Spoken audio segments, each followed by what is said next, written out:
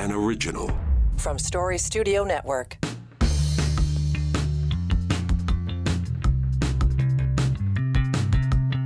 Here we go. It is Wednesday, April the 26th. Welcome in. It's Now and Next. Dave Trafford here for Story Studio Network.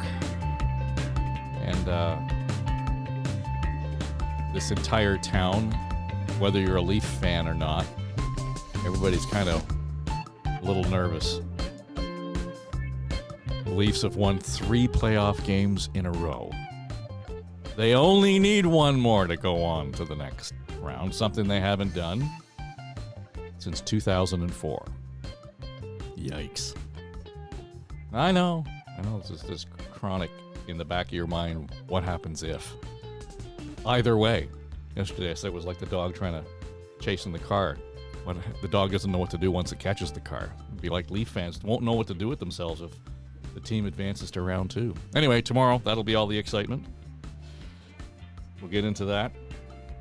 And just a reminder, tomorrow, it being Thursday, and we marked our year 2 at Story Studio Network last week, and Erin was on. In case you didn't check that out, you should. It's a good episode. You want to get into her brain, what she thinks in terms of new media, new journalism, that sort of stuff. She's on track to sort of reinvent the world, or she's Pinky, I'm Brain, or I'm Pinky, she's Brain, and we're going to take over the world. That's kind of her stance on all of this.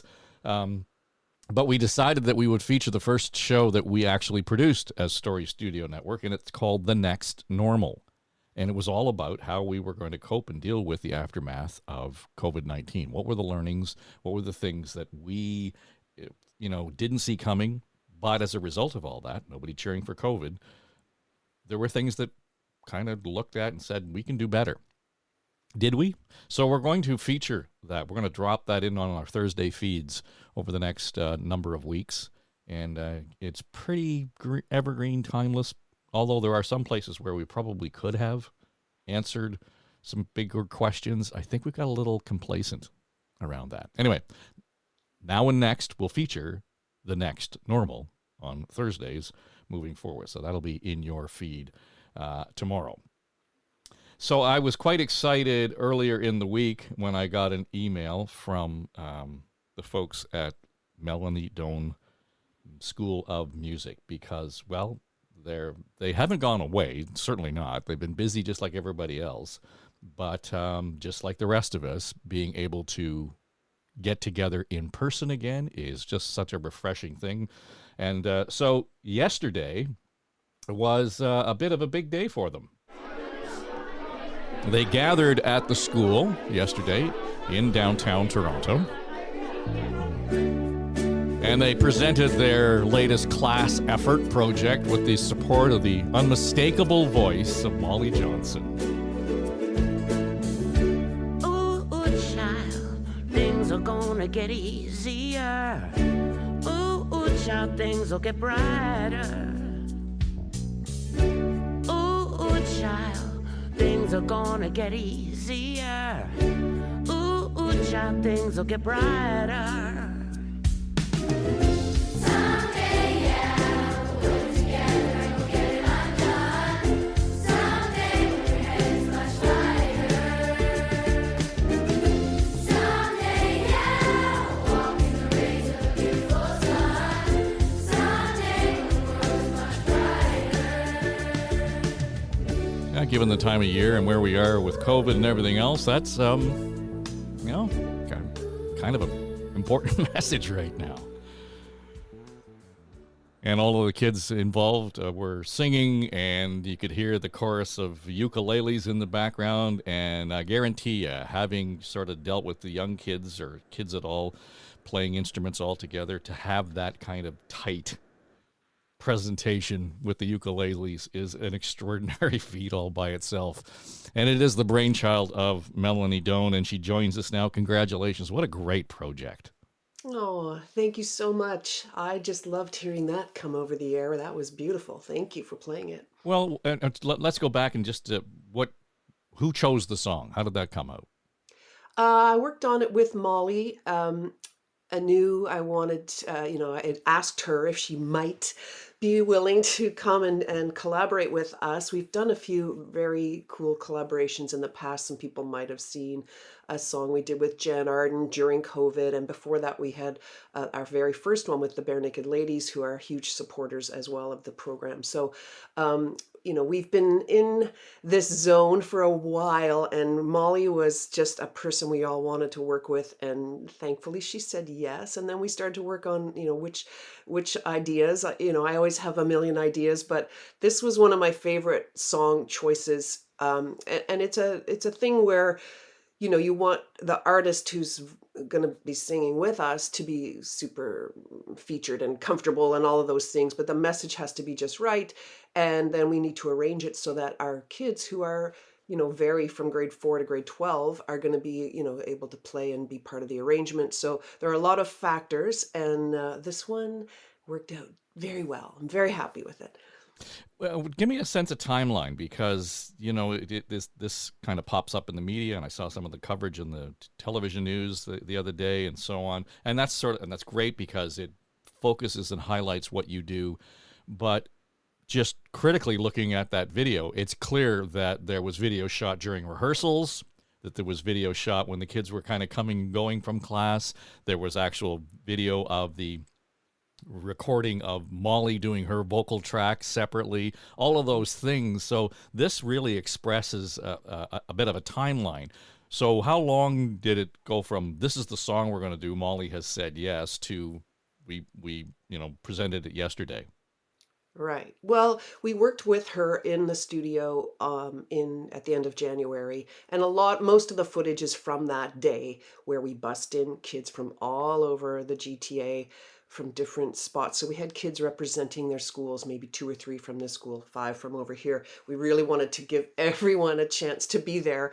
We have 950 students, but 150 could fit in Revolution Studio, which is another helper of our program. They're big supporters as well. So it's the biggest space in town where we can fit a lot of kids. So it's kind of all of these factors. But we did most of that footage is from that day, and then afterwards we're working on the mix and just getting all of the things. But Molly came in; she pretty much spoke to every kid who was there, spent time. I said, "Okay, we need you for a short time. If you can spare us a minute or two, and we'll be ready." And we had everything set, and then I said, "Okay, Molly, you can go. You're done. Thank you so much." She stayed and spoke with every kid in the place. If there were Yeah. children waiting to do their part and they were in another room, she went through that room, signed everyone's ukulele, spoke to them. She came back and said, "Oh, well, one kid loves to be in ukulele because they're a singer and they love and this other kid told me they write songs, and she told me about every kid." I Hmm. mean, that's a person that you want to be around, and the kids loved her, and her voice, everything. It was a great day, but mainly what you're seeing in the video is the kids on the day. But what you're hearing is the years and years and years they've been playing. They start in grade 4 and they can go all the way to grade 12, and they're learning all the fundamentals of music. So they are real musicians. And what I'm always trying to do is highlight the fact that, yes, maybe you think the ukulele is a kind of a fun, or maybe you hear it in a pop song here and there, or you remember it from the 20s being a kind of a kooky thing with funny hats and canoes. But, it's a real instrument. And why we love it as a tool for education is that we can deliver so much with it. And look how portable and small, and look also the affordability and the accessibility for us to be able to reach into neighborhoods everywhere. Because, I've got 2 bags of ukes. That'll be a class of 30 kids. I can carry it myself. I can make it happen. It's not easy. I'm not saying it's all easy. Sometimes people think, "Oh, ukulele, great, that'll be easy." Well, it isn't easy. Teaching music is a long-term commitment. People don't remember that, but compare it to hockey and you'll get the picture. A couple practices a week and then a game. Yeah, same for musicians. We Hmm. need that support too. If you want, to support your kid in music, you've got to think of a long-term plan and support them. Sometimes people forget that, "Oh, they didn't just do it. They're not a natural musician." Well, yeah, if you see some natural hockey talent, you support it. Same thing. It's just a good example to remind parents, because I think we just have forgotten what it takes.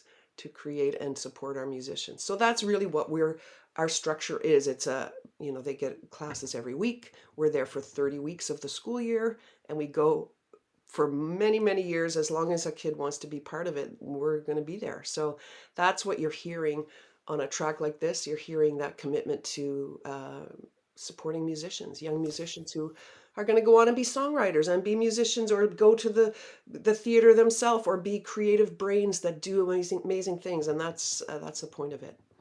Well, you bring up the hockey analogy. It's one thing to be a good player who is skilled, but to play on a team is something else again. To play a role on a team is something even more refined and nuanced. And hearing this ensemble now, that's the difference. All of a sudden, each other makes the other better in some form or fashion, Yes. just by virtue of their excitement of being there, the skill that they bring to it, the nuanced interpretations that, I talked off the top of how tight all of that strumming is. And that's not an easy thing to have happen, right? I mean, you had dozens of ukuleles being played at one time. And I thought, holy cow. So that's a real, that's a learned thing that you can't do by yourself. You have to do it with others. And so the value of that can't be overstated. I agree. I mean, we have kids, so maybe we'll be teaching a scale, pentatonic scale, something, universal scale. And then a kid will get it. Oh my gosh, they're so excited.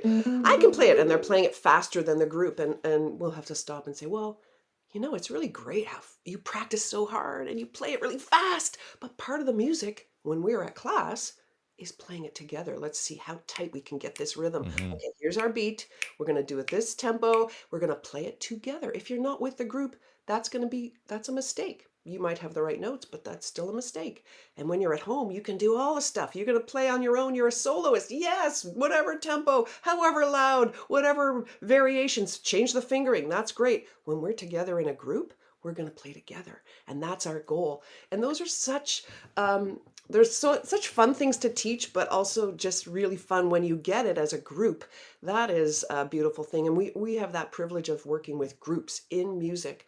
Wow, like music is a special way to be able to teach and deliver so many of these concepts. So we really are lucky when we're music teachers. But sometimes people forget, music's fun. Music's great. Yeah, it is. And it's not easy. So just, remember, and we wouldn't mind your support. That would be great. Mm-hmm. Yeah, exactly. Full disclosure, my brother has a YouTube channel and he does ukulele lessons on the YouTube channel. Good. And he must have 15 ukuleles. He built one for me for a birthday gift, so I've got one in the other room. And he gave one to my grandson for Christmas, who just loves that. And it's but to your point, it's accessible, and it does it. The attraction to that particular instrument, I think, is universal, just because you're right, it takes work, but you can have progress in a relatively short period of time, as opposed to when I was a kid and learned to play the guitar. I still have that guitar from the 1960s. Today, when I pick it up and play it, it's like 50 years later, I thought, oh my God, how the hell did I ever stick with this instrument? Because it's so difficult. It wasn't well made. It was a nylon string, but still the strings were so far off the neck. All those sorts of things that made it hard, Mm-hmm. or would make it hard, I would think, for a 9 or 10-year-old kid now, Sure. would discourage them. But when my nieces or my grandkids pick up the ukulele, they can actually make music pretty quickly. And it's fit for their own physical capabilities, all of those sorts of things. And when as soon as you hear that you will know this as a teacher, that just spawns improvement, right? Yeah. Well, that's the job. This is the carrot. It's not even about the ukulele. The ukulele is an incredible vehicle for us to open a door. Yeah. That's really it from a educational point of view. But it's so pleasing And it's like you're hugging your best friend. So all of these things, and if you have any any history in your mind of like ukulele, it takes you right to Hawaii. It takes you to a Polynesian culture, which is all embracing of everyone. We're all included. It's just all of these things are so welcoming, and they include everybody, and that is an extra bonus to the fact that it's beautiful sound. We can open the door, and then we can work hard at our music, and our students go on and play all the other instruments. It's not just, oh, everyone should only play the ukulele. It's not about that. It's just the best delivery system for students to learn music. It really, really is. I mean, I'm a violin. I play all the stuff. I love every instrument. I even, people say, oh, yeah, this should, we hate recorder. No, don't hate recorder. It's also a good it's also a good tool for teachers. If that's their way of giving kids an open door to music, fantastic. Like don't diss another instrument, but if you're choosing one that's going to give you melody, harmony, and rhythm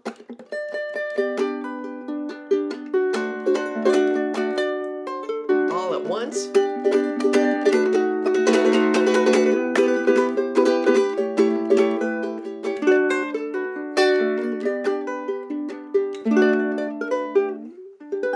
you can't really do that on many instruments. Piano, melody and harmony and rhythm, but really, really hard to play it at the beach. I mean, these are things Exactly.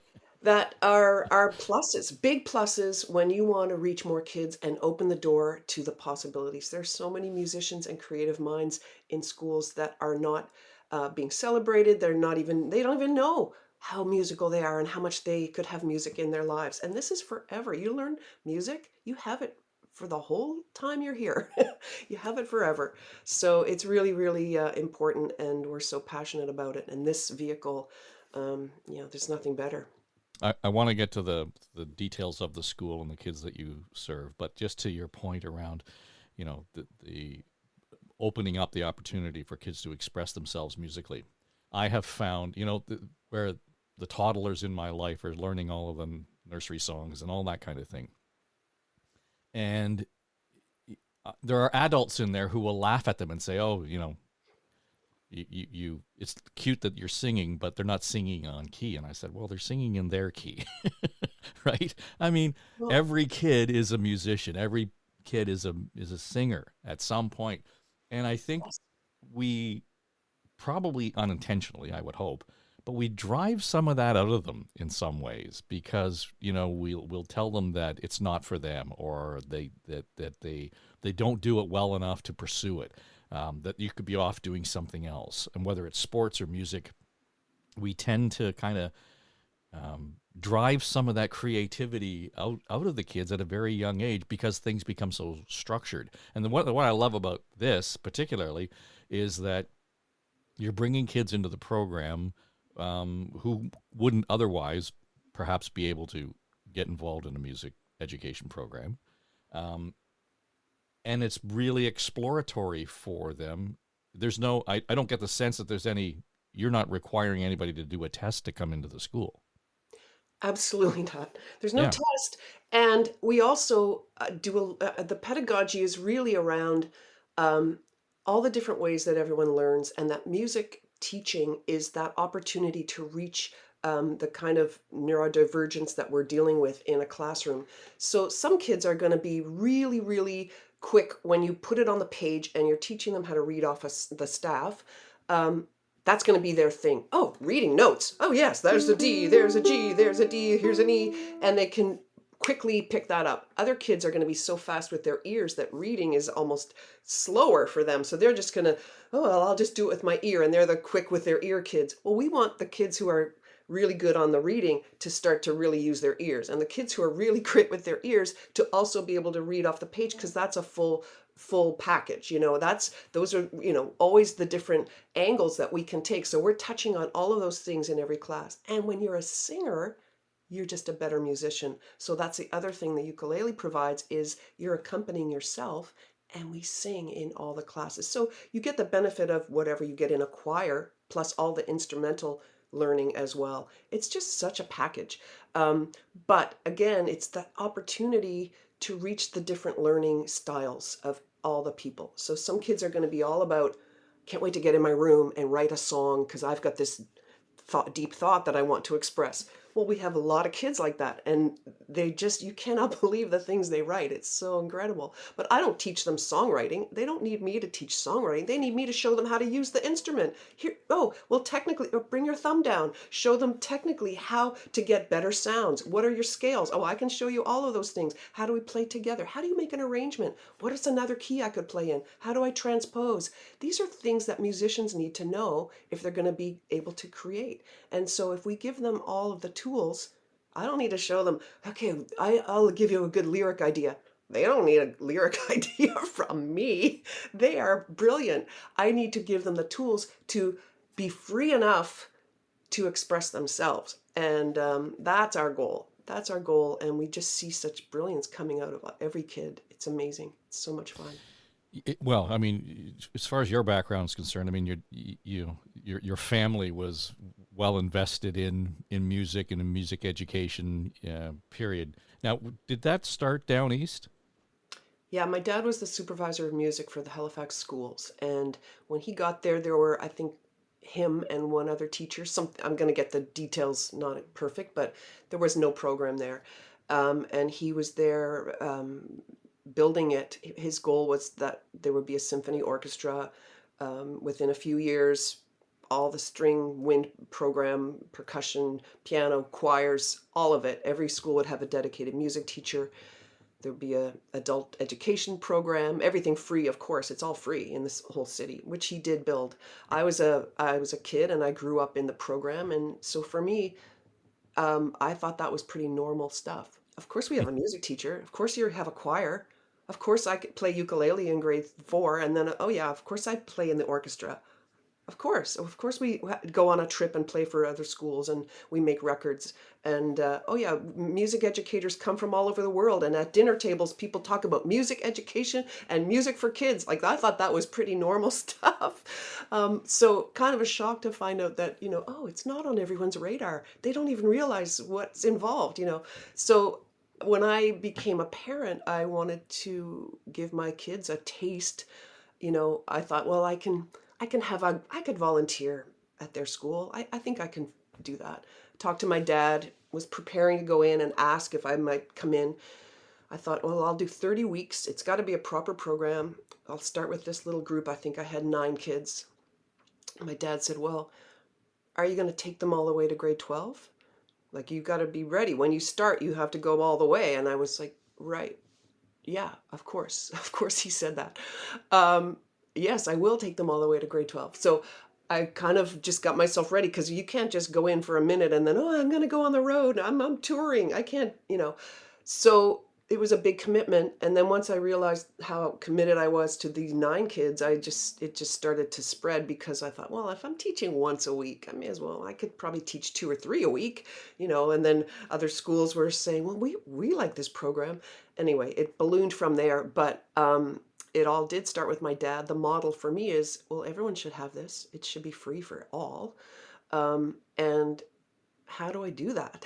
How Hmm. did he do it? He's my inspiration. And I can call him all the time and he guides me. It's amazing. He tells me everything from my teaching stuff to, just getting my teachers trained and what I in the classroom, but also just, the bigger picture. And it's amazing that he can do that. Wow, my alarm is going off. Tells me to stop telling you that long story. Well, no, I just was curious to know when that started. But just put me in the calendar. When was that first He group? got to Halifax in 1968, and he was the supervisor there till the beginning of early 80s.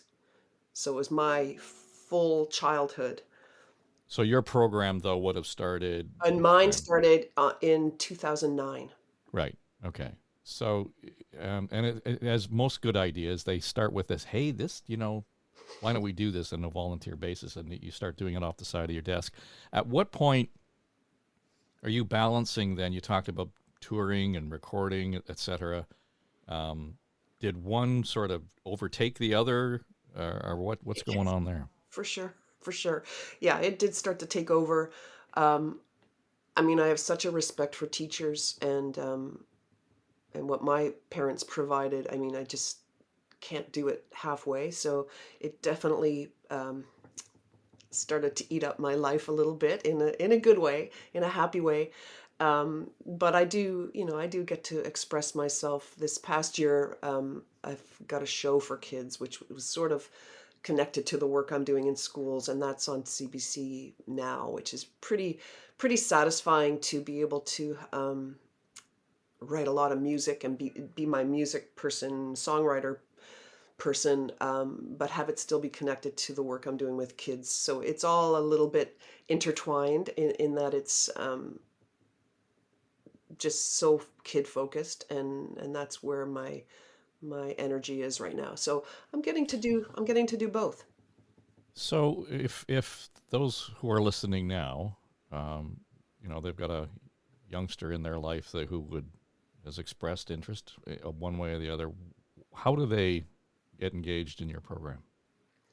We we do it quite carefully, and in connection with schools. So we go to school locations. We're not part of the school board, but we go into the schools because we're really hoping, a lot of parents don't have money for music. It's really can be very expensive to have a private music teacher. First of all, that's a lot.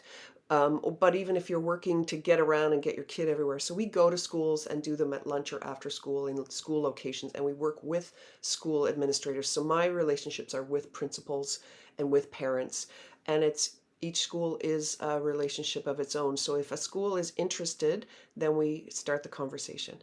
Mm-hmm. And because it's such a commitment on my end with my teachers and with me, with fundraising, with all of the ways we deliver it, I make sure that their team is fully committed and our team is fully committed, and then we move forward because I'm not going to come for a couple weeks and see how it goes. When I say I'm coming till grade 12. Like we're going the whole way, and that's a big commitment. So we work with people and parents, and they can talk to their principal, they can talk to me, we can set up a meeting. It sounds like a lot of work, but I find that the work to prepare before we start is always well spent, and then we can roll it out. So if I'm a principal and I want to reach out, what are your expectations of me and my staff? It depends on your school. Sometimes in a certain neighborhood, the principal will say, listen, we have a neighborhood where people don't have any money for anything beyond getting, the lunch packed, and there's no one's going to be spending money on this, but they want it. What can we do? And I'll say, well, we can raise the money for it. I think it will cost this. It will take me this long to raise it. And they might say, well, we have some money to pop in there. We can help. Okay, what can you do? Um, and we make a plan. So sometimes if I'm raising more money, it might take me longer to start the program, but I'll have you on my list and I'm not going to forget and I'm going to raise the money.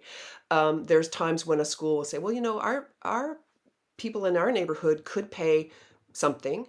And I'll say, well, what could they pay that's reasonable? Well, they need an instrument and they need, we're going to come for 30 weeks. What do you think? And they'll say, well, they can pay $5 a lesson or something. And then I'll make a plan accordingly. Having said all of that, we always offer pay what you can. If there's some payment involved, it doesn't mean that people will be excluded. And again, pay what you can or pay nothing is always an option for everybody who's involved. So that is our sort of top message is you're not going to be excluded because of money ever. If you're not, practicing, and if you're not, if your school's not supporting it, those might be the reasons we're not going to start the program. If the school's like, we're not sure, we're thinking of doing, some other different clubs and we don't have space for an extra thing, then that's my alarm bell of, oh, you don't need another program at your school. That's cool. No problem. But if we have the support, then we do it. Yeah, and it's that in and of itself, as you describe that. I mean, I think it's important that you're dealing specifically with the local community. But I'm exhausted just listening to you. Well, I guess, as my dad would say, I'm really serious about my fun. I love doing this and it's really fun, but I'm pretty serious about how we do it because it is a lot of my time. I'm pretty much a volunteer at all of these schools. When I set it up, I'll be sending in a teacher. It's their whole year. 30 weeks is a lot of weeks to come in and work with kids. Hmm. And they really care and they work really hard and they're highly specialized. So it's a lot of people's lives that get affected, and we do not take it lightly. And that's why the program's good. Well, we're glad to be able to talk about it and spend some time talking about it in depth. And we'll keep us on your mailing list, because we'll want to keep track of where you are and what you're up to and all the projects that you're pumping out here. Thank you. And then, beyond that, if parents are just listening and they're like, "Oh, my kid loves music," well, just support them. Listen to what they want to do. Mm. And Hmm. and do the diligence when you're looking for a teacher. People kind of think, well, maybe I don't know much about it. Well, ask someone that does know. Ask more than one person that knows, and get some good feedback about who's a good teacher in your neighborhood. If you're going to spend a lot of money on a private teacher, then spend some time finding out a little more about it. I'm happy to give recommendations. I know lots of musicians who are also happy to do that. And we know the good teachers and we know the good programs. We're happy to let you know. Well, trust a referral, right? I mean, that's a great way to go about it. If you're going to hire anybody, and essentially that's what you're doing here, you're hiring somebody to tutor and teach your kids. Yeah. Get a referral. It can't hurt, right? Well, it's important. I mean, even though it comes back to, oh yeah, music's fun. Woohoo, I'll just see if they're really interested. Maybe we'll move on and do some more. Well, you don't treat your other activities that way. So think of it and take it seriously, because it's really important to get things going in a positive and fun and musical way, so that your kids' brains are opening up to music, because that's the whole point, isn't it? Melanie, thanks for joining us. Thank you. Well, right now.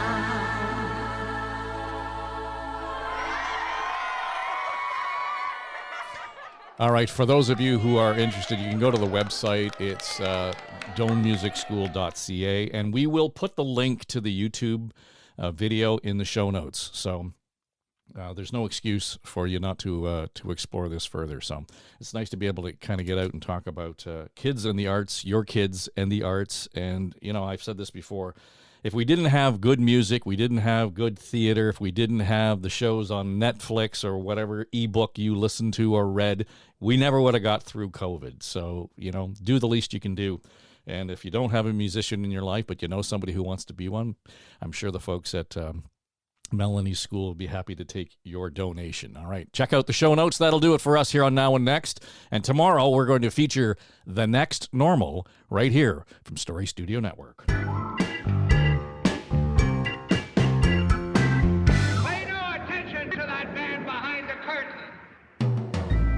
Now and Next is produced by Becky Coles. Our production manager is Jamie Nickerson. Audio editors are Mike Trutler and Drew Garner. And our sonic logo designer is Greg McDonald.